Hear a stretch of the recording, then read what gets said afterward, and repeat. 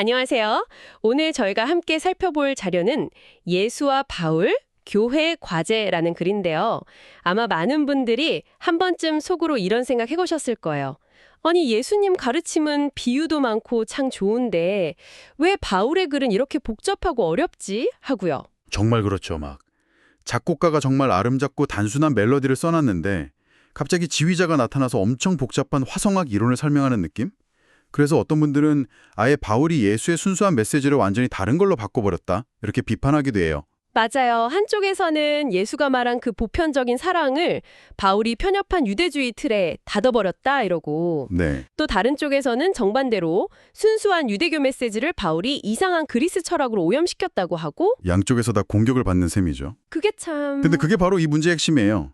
모두가 예수와 바울을 같은 선상에 놓고 비교하니까 그런 오해가 생기는 거죠. 그래서 오늘 저희는 이 자료를 바탕으로 그 오해의 매듭을 한번 풀어보려고 합니다. 예수랑 바울이 정말 다른 이야기를 한 건지, 아니면 우리가 좀 잘못된 안경을 끼고 보고 있었던 건지, 바울이 스스로 이해했던 자신의 역할, 그 독특한 사명이 뭐였는지 깊이 한번 들어가 보겠습니다. 자, 그럼 이 오래된 오해부터 한번 제대로 짚어보죠. 예수의 메시지를 바울이 왜곡했다는 이 비판들. 이 자료는 이런 비교 자체가 출발선부터 잘못됐다고 지적하는데 이게 무슨 뜻인가요? 보통 우리가 예수하고 바울을 뭐랄까 플라톤과 아리스토텔레스 관계처럼 생각하기 때문이에요. 스승 플라톤이 있고 그 사상을 계승하면서도 또 비판하면서 자기 철학을 만든 제자 아리스토텔레스가 있는 것처럼요. 뭐 루터와 칼뱅처럼 하나의 사상을 이어받은 개혁가들 관계도 아니라는 거죠. 오히려 바울이 예수랑 똑같은 일을 하려고 했다면 그게 바로 예수의 사명을 망치는 길이었을 거라고까지 얘기해요. 똑같은 일을 하는 게 사명을 망치는 거라니. 와, 되게 역설적으로 들리는데요? 그럼 대체 둘은 어떤 관계에 가깝다고 봐야 할까요?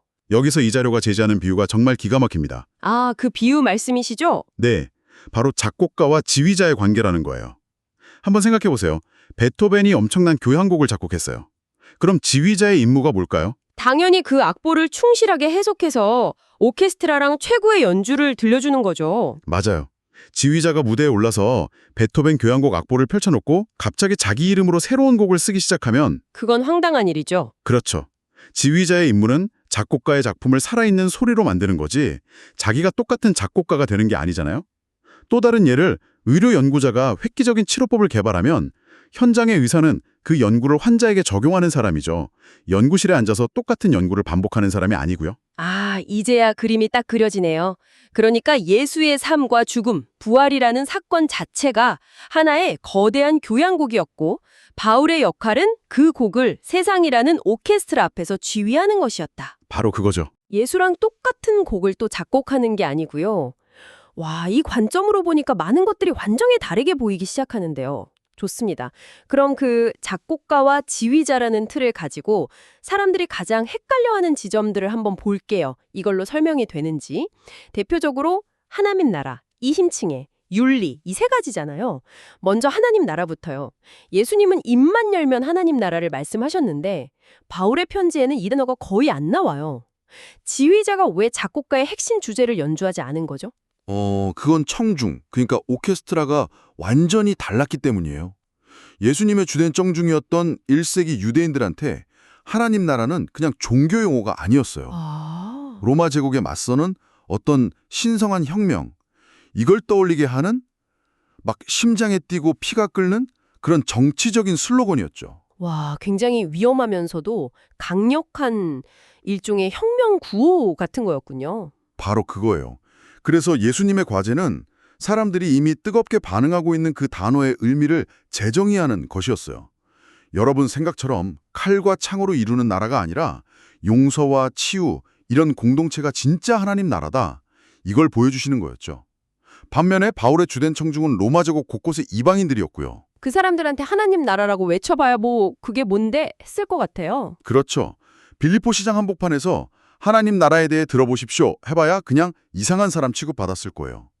하지만 바울이 세상에 참된 주님에 대한 복음을 전합니다 라고 말하는 순간 이건 얘기가 달라져요. 아, 당시 주님은 로마 황제를 부르는 말이었으니까요? 네, 그건 황제에 대한 정면 도전이었죠. 바울한테 하나님 나라는 앞으로 와야 할 무언가가 아니라 예수가 죽음과 부활로 이미 성취하신 현실이었어요. 왕이 이미 즉위했으니까 이제 그 통치가 어떻게 이 땅에서 실현되는지를 설명하는 게 지휘자로서 그의 과제였던 거죠. 청중이 다르니까 연주 방식도 달라져야 했다. 알겠습니다. 그럼 두 번째, 이건 정말 큰 문제인데요. 이신칭이 믿음으로 의롭게 된다는 이 교리요. 이건 거의 바울 신학의 전부처럼 보이는데 예수님 가르치면서는 그 흔적조차 찾을 힘들어요. 이건 어떻게 설명해야 할까요? 이것도 역시 바울이 지휘해야 했던 그 무대의 구체적인 문제 상황 때문에 전면에 등장한 교리예요. 생각해보시면 예수님은 공생의 동안 단 한 번도 이런 질문을 받아보신 적이 없어요. 선생님, 저기 그리스에서 온 이방인이 할례를 안 받고 어떻게 온전한 하나님 백성이 될 수 있습니까? 이런 질문이요. 아, 그렇죠. 예수님의 사역은 일단 이스라엘의 회복에 초점이 맞춰져 있었으니까요. 근데 바울의 교회에서는 그게 가장 큰 문제였겠네요. 유대인 신자랑 이방인 신자가 한 식탁에서 밥을 먹냐 마냐, 교회가 쪼개지냐 마느냐 하는 현실적인 문제였을 테니까요. 정확합니다. 그래서 바울의 이신칭의 교리는 후대에 우리가 흔히 생각하는 것처럼 한 개인이 죽어서 천국 가는 법에 대한 그런 추상적인 설명서가 아니었어요. 네네. 그보다 훨씬 더 구체적이고 공동체적인 질문에 대한 답이었죠. 어떤 질문의 답이었죠? 바로 이제 누가 하나님의 새로운 가족인가? 이 질문이요.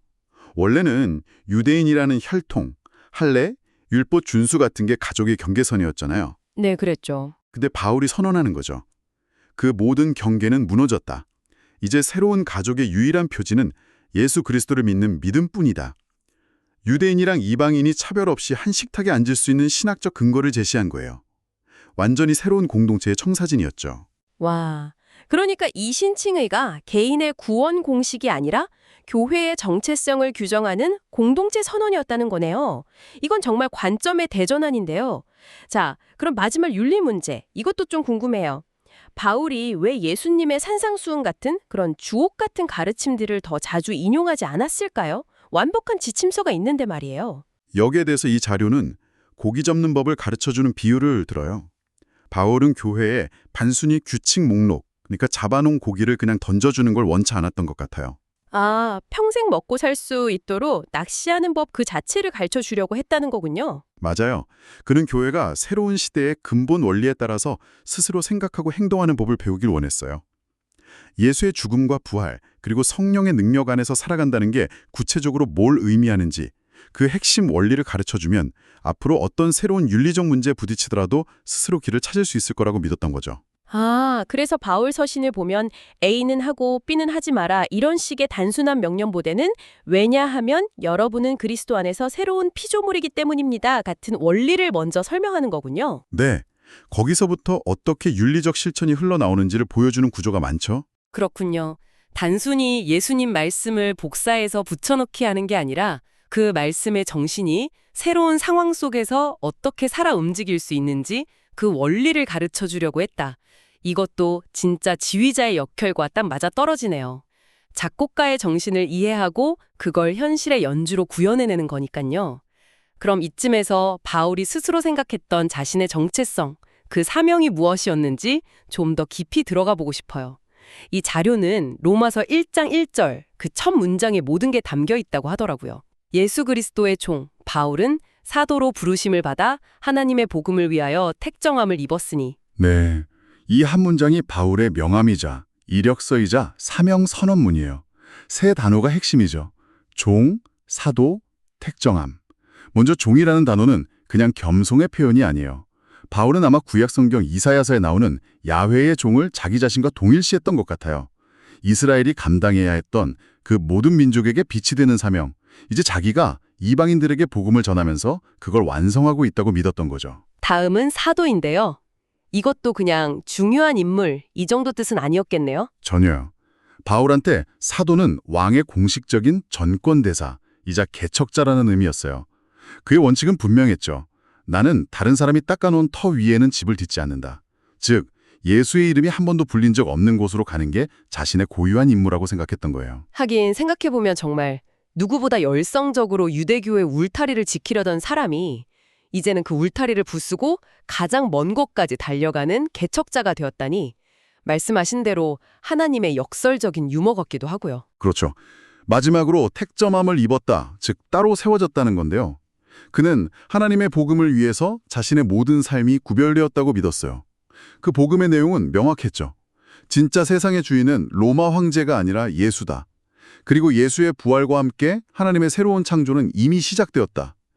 이 복음은 그가 그냥 배달해야 할 메시지가 아니라 그의 삶 전체를 지배하는 실제였던 거예요. 그 거대한 사명이 구체적으로 어떻게 표현됐을까요? 바울의 사역에서 가장 중요하게 구현된 모습이 있다면요? 바로 연보 헌금 프로젝트예요. 이건 오늘날 우리가 생각하는 구제 헌금으로는 차원이 다른 정말 야심차고 상징적인 계획이었습니다.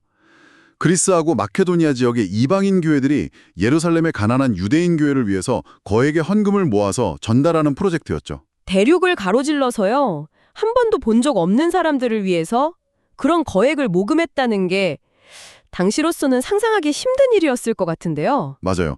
그래서 이건 단순한 자선 활동이 아니어서요. 거대한 예언적 상징 행위였죠. 민족, 문화, 역사의 장벽을 넘어서 유대인과 이방인이 그리스도 안에서 한 가족이라는 것, 돈이라는 가장 현실적인 매개체를 통해 온 세상에 보여주는 행위였던 겁니다. 와, 이건 정말 대담한 계획이네요. 근데 이게 성공할 거라고 확신할 수 있었을까요? 예루살렘 교회가 그 돈을 받을 거라고요? 바로 그게 문제였어요. 바울은 엄청난 위험을 감수했죠. 로마서 15장을 보면 예루살렘 교회가 이 헌금을 거절할지도 모른다고 걱정하는 대목이 나와요. 할례도 받지 않은 저 이방인들이 보낸 돈을 우리가 어떻게 받느냐 며 거부할 가능성이 충분히 있었던 거죠. 만약 거절당했다면 바울의 평생 사역이 물거품이 될 수도 있었겠네요. 네, 유대인과 이방인의 연합이라는 그의 비전이 그냥 공허한 구호가 되어버리는 거니까요. 정확해요. 그럼에도 바울이 이 프로젝트에 목숨을 건 이유는 그만큼 이 연합의 가시적인 증거가 절실했기 때문이에요. 그의 사명은 새로운 인류 공동체를 세우는 것이었고 이 연보는 그 공동체의 실체를 보여주는 가장 강력한 증거였으니까요. 자, 그럼 이 모든 이야기가 오늘을 사는 우리에게는 어떤 의미가 있을까요? 예수와 바울의 관계를 바로 이해하고 바울의 사명이 무엇이었는지 아는 게 왜 중요할까요?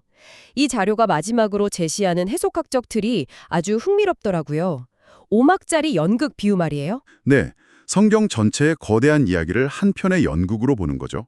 1막은 창조, 2막은 타락, 3막은 이스라엘의 역사, 그리고 4막이 바로 예수님의 이야기, 즉 복음서예요. 그리고 가장 중요한 건 우리는 그 1막부터 4막까지의 관객이 아니라는 점이죠.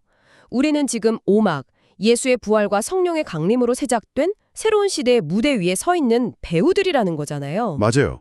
이 비유가 중요한 이유는 우리가 바로 그 5막의 배우들이라는 걸 깨닫게 해주기 때문이에요. 연극의 앞부분, 1막에서 4막까지는 이미 상연되었고 연극의 결말, 즉 새 창조가 어떻게 될 것인지도 어렴풋이 알고 있어요. 하지만 그 사이를 채워나갈 5막의 구체적인 대본은 우리 손에 없어요. 그럼 우리는 어떻게 연기해야 하죠? 그냥 맘대로 하면 되나요? 그게 아니죠.